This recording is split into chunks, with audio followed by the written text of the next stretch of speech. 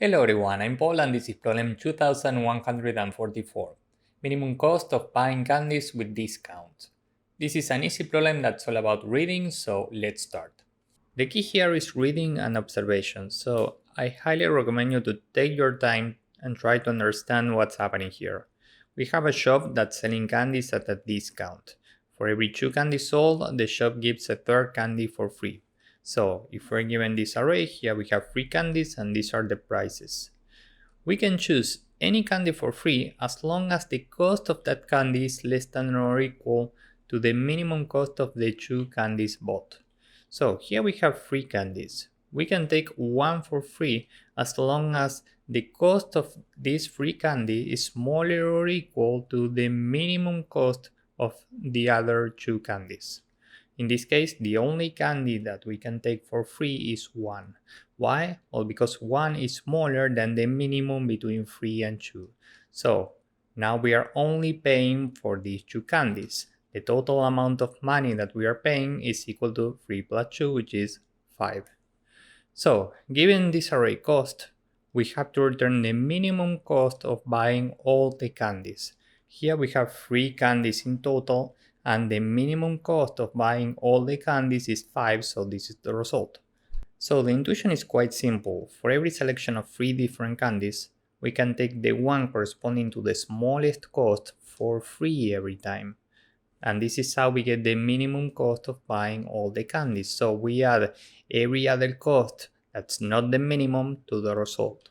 Now let's say that we are given this array. We have 6 candies and we need to pick them in chunks of 3. So maybe we have to pick these 3 candies first, then these 3 candies, or maybe we have to pick these 2 plus this one first, and then the remaining candies, and so on. How do we know what's the correct order here? Well, the trick is that we can sort the array, and that's how we get the perfect distribution. So this is the sorted array, and now we can scan these elements from right to left in chunks of 3. We know that the minimum candy corresponds to the smallest cost here, in this case 6, which means that we have to add these 2 numbers to the final result. Now the question is, how can we keep track of each chunk of 3? Well, one possible solution is we can have a variable count, which is initially 1, and whenever this number reaches 3, we can reset it back to 1, which means that we are at the next chunk. We have our result that's initially 0, and first the I pointer is here. Given that this number is different from 3, we can add 9 to the result, we update the count to 2, and we can move the I pointer. Next we are here, and given that count is different from 3, we can add 7 to the result, so this is 16, we add 1 to count, this is now 3, and we move the I pointer. Next we are here, and given that the count is 3, we can reset this back to 1 and move the I pointer. The result stays at 16, which means that we get this candy for free. Now we are here and count is 1 again, which means that we are looking at this chunk of 3.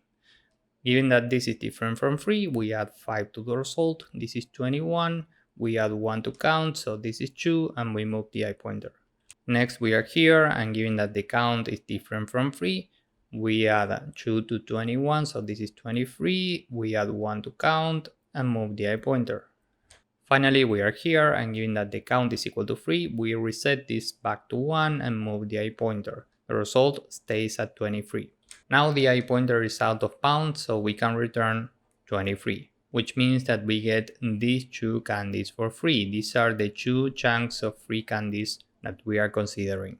Time complexity for this solution is big O of n log n, because we have to sort this array, and this is required for sorting. Space complexity is big O of n, because this is the required space for sorting in Python. So with this in mind, let's go with the code. First, we can say that n is the length of the array cost, and we have to sort this. So cost.sort, the result is initially 0, and we want to return result.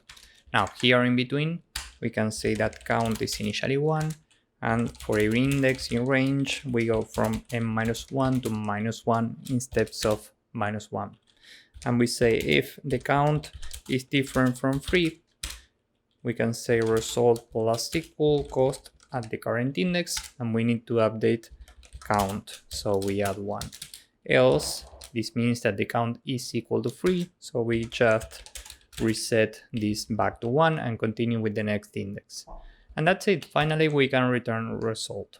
So let's submit this and see if it works. As you can see, this works and it's very efficient. So if you found this useful, please drop a like, subscribe, and see you in the next one. Bye bye.